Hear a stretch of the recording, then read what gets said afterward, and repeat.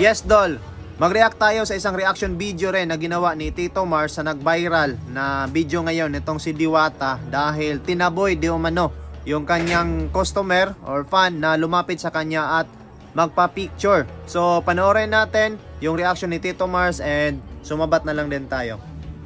Sa totoo lang, ngayon lang ako nakakita ng isang taong sikat sa internet, may-ari ng business, CEO, na grabe mang taboy sa isang fan na gusto lang naman magpa-picture sa kanya. May nag-send sa akin itong video ni Diwata. Panoorin yung mga ate.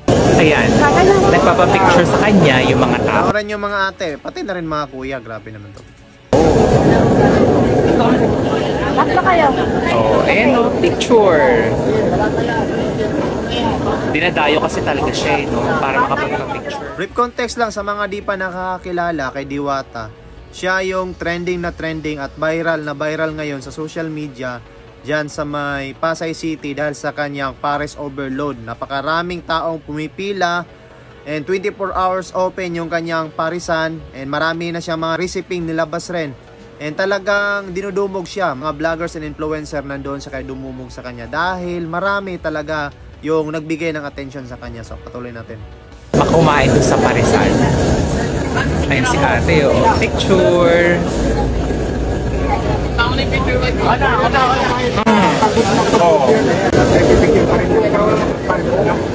Ayan, pagtingin ko pa lang dito kanina, nakita ko na yung paglapit ng isang lalaki para magpa-picture, kaagad siyang humawak dito sa may tagiliran ni Diwata. Di ko alam kung nakita ba ito ni Titong Mars kasi alam ko negatibo yung kanyang reaction dito. So, patuloy natin.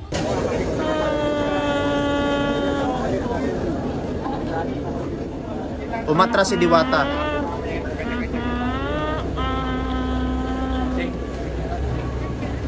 Mukha namang hindi bingi yung bata. Mukha namang maayos yung pag-utak niya. Mukha namang may intindihan ka niya kapag sinabi mo na hindi dapat ganon, hindi pwedeng hawak-hawak. Kung picture lang. Pero bakit kailangang itaboy? Itaboy, di ba? Gusto lang naman magpa-picture ng tao. Malay ba natin kung sang lupalo pa yan ng Pilipinas galing? Malay ba natin kung pumila pa yan ng 2 to 3 hours para lang makakain at makapagpa-picture ho sa inyo? Di ba? Like, famous ho kayo na content creator at payari ho kayo ng business. CEO, kumbaga. Di ba ho dapat yung mga CEO, yung mga may-ari ng business is maayos makitungo sa mga tao sa paligid nila? Lalong-lalo na sa mga fans na sumusuporta ho sa kanila. Diba sis? Ano ba naman yung sabihan mo ng... Regarding sa mga CEO kasi, di naman lahat ng CEO siguro ganun na nakitungo ng maya sa public community. Yung ibang CEO hindi nagpapakilala sa public community. Just for knowing something na hindi lahat ng CEO ay nagpapakilalang CEO talaga. Pero besides, magkaiba nga si Diwata kasi sumikat siya sa public, dinumog siya dahil merong public attention dahil sa mga video, vlogger at marami pang ibang support galing sa social media. Well, pakinggan natin. Bata, boy, wag kang hawak kasi pagod ako. Gusto ko yung personal space ko, dapat hindi nyo masyadong inaano ganyan-ganyan.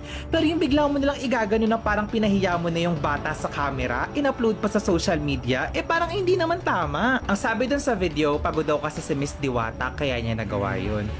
Kung pagod... Hindi, yung nag-upload sa social media, intention na nila yan para mag-viral, para mag-trending, para pag-usapan. Kasi si Diwata yan Kung hindi naman siguro si Diwata yung na-videoan, hindi naman talaga kumalat ng ganito, diba? Na pati ikaw nag-react, pati ako nag-react.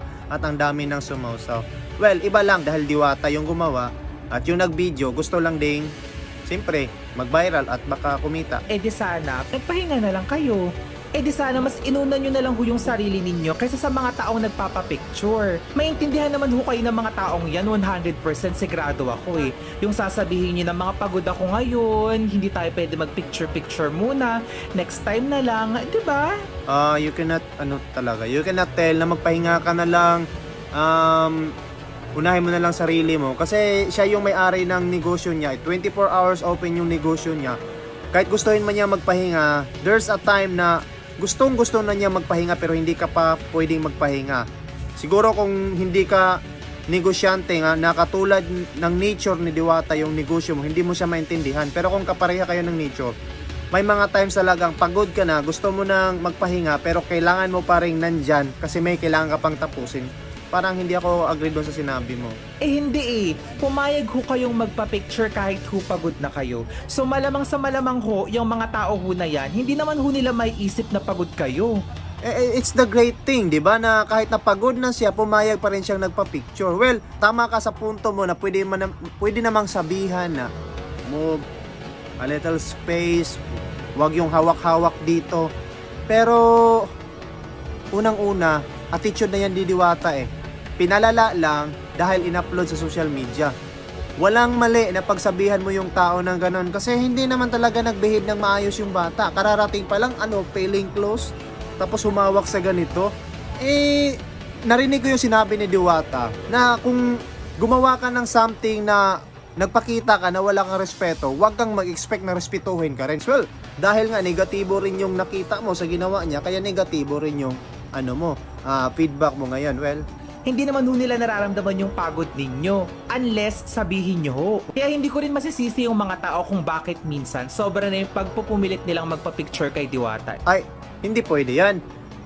I-excuse mo yung mga tao na sabihin mo na yung mga taong yan hindi nila nalalaman na pagod ka, na hindi malalaman ng tao na na-stress ka, or na hindi nalalaman ng tao kung ano yung feeling mo. Obvious naman kasi hindi lingid sa kaalaman ng tao. Speaking on Diwata's side, hindi lingid sa kaalaman ng tao na si Diwata hands-on siya sa business niya. Pangalawa, 24 hours open yung negosyo niya. Pangatlo, hindi lang isa, dalawa yung nagpapapicture sa kanya, sobrang dami. Kung di mo lang siguro alam, Tito Mars, eto yung mga artista, ang behave niyan, kahit sino magpapicture, grabe magpapicture yan, okay lang. Pero di mo lang alam kung ano manigaw yung mga nila, mga bouncer nila. Kung paano manigaw yung kanilang mga manager sa mga tao na gustong magpa-picture sa mga artista. Hindi ko na lang sasabihin, pero I know for sure na may mga tao na nakaka-experience na ganyan, na pumunta sa isang show or lumapit sa artista, sa isang sikat. Okay naman yung mga artista kasi willing sila magpa-picture, ngiti always kasi showbiz sila. Show yung kanilang business. Si Diwata naman, hindi talaga siya showbiz Hindi talaga siya influencer by nature. Hindi talaga siya creator and vlogger by nature. Negosyante siya sa kanyang negosyo na sadsad or sagad yung kanyang trabaho. Tapos, gebe na dahil may social media, binablog na siya ng iba. Why not? Hindi niya i-vlog yung sarili niya. Pero, para sa akin, hindi talaga ganun kasama. Pinapasama lang ng mga bibig ng mga katulad mong reactor na gusto mong ibaon dahil ganun yung ginawa niya. Well, for me, may mali. Pero, hindi pwedeng isagad mo sa buto yung pagtira mo kay Diwata na sabihin mo, ganun na siya. Feeling mo, masama na siyang tao dahil ganyan yung ginawa niya sa kanyang customer. Hindi naman ganun. Kasi tama lang naman Hindi maganda yung ginawa ng bata. Yung tipong kahit personal na dapat hindi na pinipicturean or dapat hindi na binivideohan, binivideohan pa rin ng mga tao, ng mga vlogger, kasi si Diwata, pumapayag din siya. Wala siyang boundary na sineset sa mga taong yon. Kaya kita nyo ngayon, di ba, kagaya dyan sa video, hindi na siya nare-respeto ng mga tao sa paligid niya. Kasi, pumapayag siya. Hindi ko naman sinasabing tama yung bata sa ginawa niya na yun. Mali din talaga siya noon at bigla-bigla siyang yayakap, bigla-bigla siyang hawak dito sa bewang para magpa-picture. Ano ba naman ho yung picture na dito ako tapos dito ka, di ba? Like, respeto din. Iwan ko may pagkabalingbing ka, di ko alam kung paano ko intindihin yung punto mo, Tito Mars. Kasi ganito lang naman Sinasabi mo na wala siyang siniset na boundary na kahit mga personal na video and picture pumapayag si Diwata. Hindi nga katulad niyan, hindi na niya inaalaw. Paano mo nasasabing ayaw niyang irespeto? Ginawa na nga niya yan para marespeto siya ng tao. Isang malaking sign na yan na irespeto siya. Kasi mas maganda nga yan na nabidyohan siya na sinabihan niya ng ganun yung bata, yung lalaki. Hindi naman talaga bata yan teenager yan. Kasi it's a joke para sa bata, pero sobra na rin nagtalon sa boundaries yung bata na hindi porket hindi babae o hindi straight na lalaki si Diwata, hindi na rin irespeto. So kaya siya nagagalit kasi wala kang respeto. O anong mali doon yan na nga yung sign. Ewan ko sa hindi kita magets Ang gulo mo mag-react.